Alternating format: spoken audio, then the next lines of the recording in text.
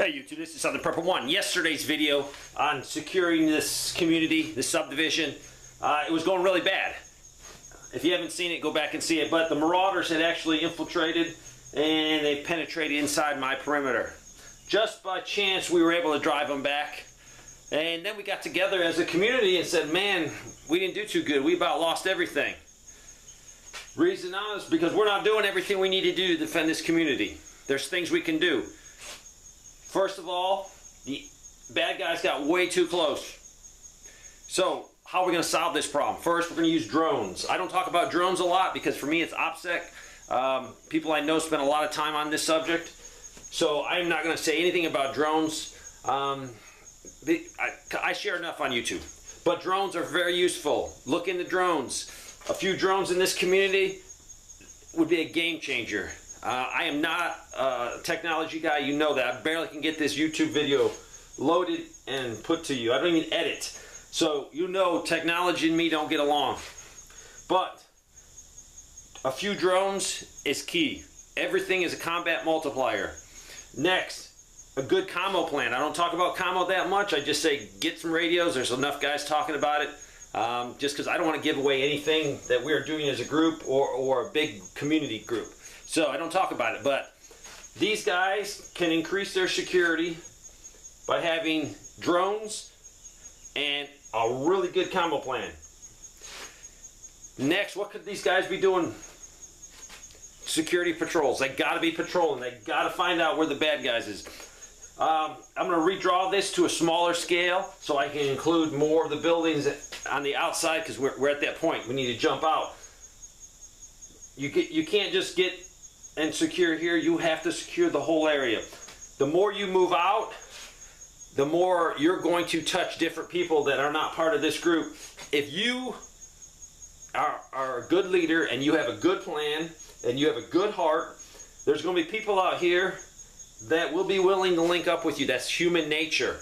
Right now they might not be able to, but they'll have something in common. Their survival, your survival. So if you can persuade them to help provide more security, you're helping them out and you're helping your core group out.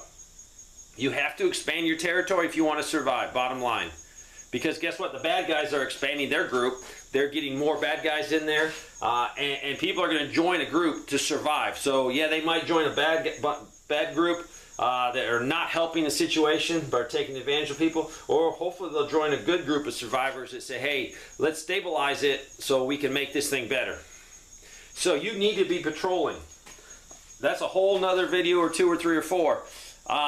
The advantage of that, with a patrol out here, you have a maneuvering combat power. So if you do get an attack, you have an element that can maneuver against the bad guys. That gives you an advantage. You have the potential to ambush the bad guys. So if the bad guys are coming towards you, far out here, that security patrol can set up a quick ambush and take the wind out of their sails really quick. It might make the difference of those guys going somewhere else. And that's what we want to do. We don't have to kill every single one of them. They can go find someone that doesn't have their community guarded and protected. And they will. They'll go find someone else they can take advantage of. But eventually, they'll use up all the resources in that area, and they might be looking at you. But every day that they're not messing with you is a day you're increasing your strength and getting more fortified and getting more allies in your community that will help you, that will stand for what is right. So that security patrol is vital. It's very important though, because that security patrol is going to be leaving perimeter and coming back. There's a procedure to do because it's very dangerous. I would not recommend coming back in at night. Very good chance, unless you're trained and you guys know what you're doing. Come back during the day. When things turn dark without night vision, it's more dangerous for everyone involved, especially for friendly fire. So you need a procedure for leaving and coming back. If you're going to do it at night, I would make sure you have one place where you come back in the wire so everyone else on the perimeter knows, hey, there's no patrol going to be coming back in. So if I got some movement out there, it's potentially a hostile movement. It's not the patrol trying to wander back into camp. Also, LPOPs. With those marauders coming from the north, if we had an LPOP further out, we would pick them up in time, have more time to move troops around. You might want to put your best people on the north side just because you know the threat's there. You got LPOPs out elsewhere. You got some measures to determine if there's more than one group of people coming at you. So LPOPs are important. Next is defend in depth. We don't have any depth in our defense. Yes, we can come back and fall back to positions in here, but we don't want that. This is what we're trying to guard. Eventually we want to guard more and more and more. So you're going to need primary positions, and you'll need to be able to fall back from a primary position to an alternate position. This could be for many reasons. It could be the enemy is not following your plan of your engagement area, and they've diverted from where you think they're going to go or where you want them to go. So you might reposition into an alternative position to give you better angle of fire and get more of them in your crosshair. You also could have supplementary positions.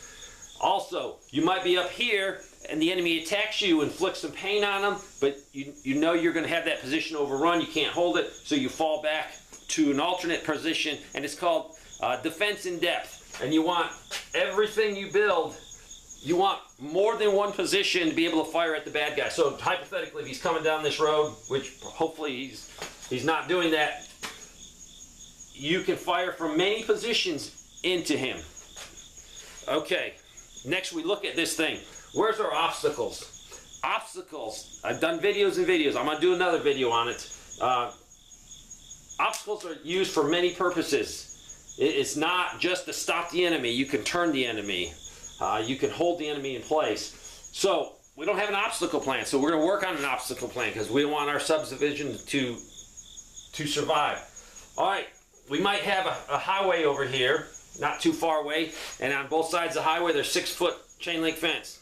6-foot chain link fence. Now you might not have the ability to pull up every pole, but we don't need to pull up every pole. And this is WROL, SHTF. There's no coming back from this. Everything has collapsed. So a quarter mile away, we have a highway running through here. Let's take the fencing off. It's very easy to get the fencing off. Getting the poles is another animal.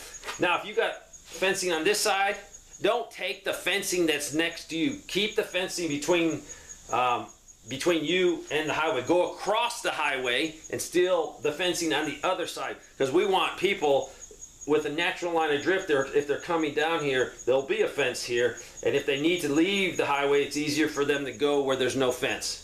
So leave this fence, take the other fence for now. Look right here. Now, hopefully we had permission to clear a little bit, but now it's SHTF, so we have cleared a lot of the vegetation. We don't want anybody sneaking up on us. But we got all these nice trees in here. That's where we can. We don't have enough barbed wire because you didn't stock enough. Take some of this fence and start running fencing between these things. It might not be a perfect straight line. It doesn't matter. Run fencing down here just as another obstacle, another barrier. I've done videos on it. Your wire plan. This is sort of like a protective wire, but what did I say about protective wire? It's far enough out so somebody can't throw a Molotov cocktail. They can't throw a grenade. It's far enough out to protect you. So this technically really is not totally protective wire, because if they get to it, they can still throw a firebomb, they can throw a grenade into you. But for all practical purposes, this right now would be protective wire. Next, what's tactical wire? I've done at least 2 videos on this. I'm going to do another one because we got to get this in our head. Remember what tactical wire is? It comes out from the position like this. The purpose is it's to trap people on this line. And if we're sitting up here at night and someone hits this wire here, what are they going to do? They're going to follow the wire down, or they're going to cut the wire. But while they're following that wire down, I'm set up in a position, even at night, where I have my sticks, my V sticks with my rifle in it. I've done videos on it. That way, and perfectly dark, you have no night vision. If my rifle is sitting in there and I'm in my position, I can pull the trigger and I know my rounds are going to come down this fence line. So it helps a lot. That's called tactical wire, and I'll do more on that. And then you got supplementary wire that is out further. That wire is to help, yes, stop him. It's also to confuse him so he doesn't figure out where your protective wire is. Next, you might look at this map and see, you only see it like one-dimensional, but it's ground. Ground is all kinds of micro terrain, and this might be sloping up. It might be really low here, and it is a hill, and it slopes up. So you might also have some dead space in this community. Spaces where you can't shoot anybody. You want nobody. There might be a little micro terrain here where they could actually crawl all the way up to this house, and these guys couldn't shoot them because they're down low. That's called dead space. In the military, we cover it with mortars, artillery, even grenade launchers that we can lob rounds into it. We don't have that kind of stuff, so what are we going to do? We can booby trap it. We can punji stick it. We can take boards and put tons of nails in it, put it in that dead zone. It's very hard to crawl through all that junk. Broken glass in there. Anything to stop that so they cannot crawl through that area. So this is something we as this community can do. All kinds of stuff. We can use drones. We can make our combo plan better. We can send security patrols out. They can be used to ambush or for early identification of the enemy. We need to do a defense in depth so we can fall back from our primary to an alternate to a supplementary position. We don't have an obstacle plan yet. We need to get an obstacle plan yet to divert the enemy into our engagement area or to stop the enemy. We don't have really protective wire. We don't have tactical wire coming out here. We don't have any supplementary wire coming out here. Have we dealt with our dead space? Hope you understand. I hope you get something from this. Thanks for watching.